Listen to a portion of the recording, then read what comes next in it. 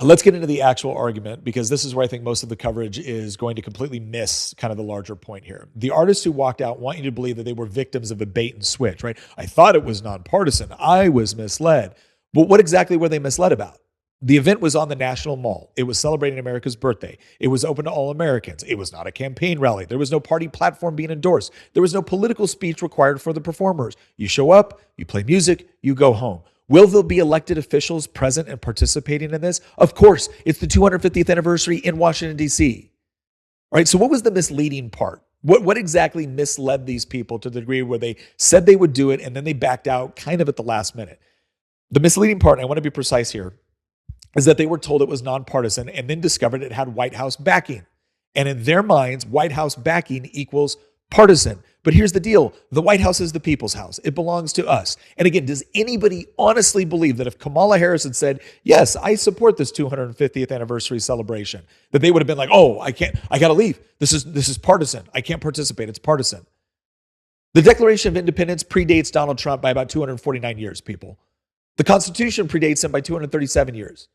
The Christian moral framework that undergirded the founding, the one that gave us the self-evident truths endowed by our Creator, announced in the Declaration of Independence. You know the ones that Speaker Mike Johnson referenced, and then MS Now thought he was supplanting the Declaration of Independence instead of actually just honoring it. Yeah, that predates the current administration by about 2 millennia.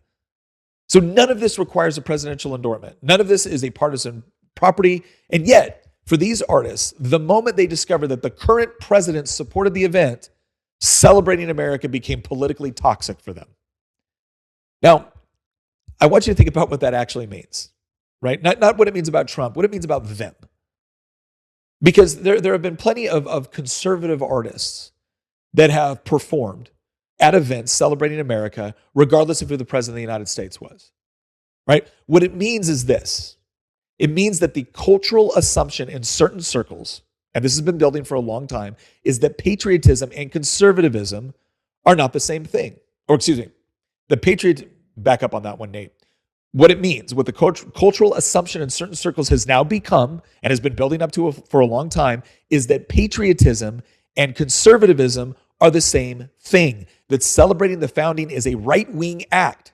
That standing on the National Mall on the 4th of July and saying this country is worth celebrating is a partisan statement.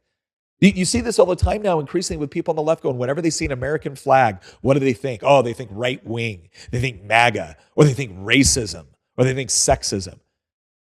We're not the ones that told the left that they had to think this way about any of it. They chose to think this way. They actually developed this kind of mindset within our university system, within Hollywood, within their protests, within their marches. They became the party ashamed of America. The only time they're even somewhat proud of America is if they've been given power over Congress or over the presidency, and they can carry out an agenda. And then the only thing they're proud of is not America. They're proud of their ability to change it into some sort of different conception. So the bottom line is this. They're not refusing to perform for Trump. They're refusing to perform for America. And the fact that they can't tell the difference tells you everything. Now, and this is important. Let me show you the contrast, because the artists who stayed are undercovered in the story, and they make the argument better than I can, right? Freedom Williams from CNC Music Factory put out a 7-minute video defending his participation.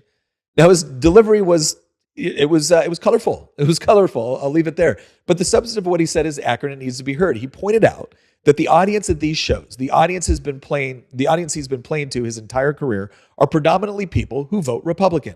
And his argument, stripped of the colorful language, was, why would I refuse to perform for my own audience to satisfy the social pressure of people who have never bought my music anyway? Right? Good question. That is a more honest cultural analysis than anything the artists who walked out produced. And here's the reality. The audience for American patriotism, for the Declaration of Independence, for the 4th of July, for the National Mall, is wider and deeper and more demographically diverse than the cultural left wants to admit.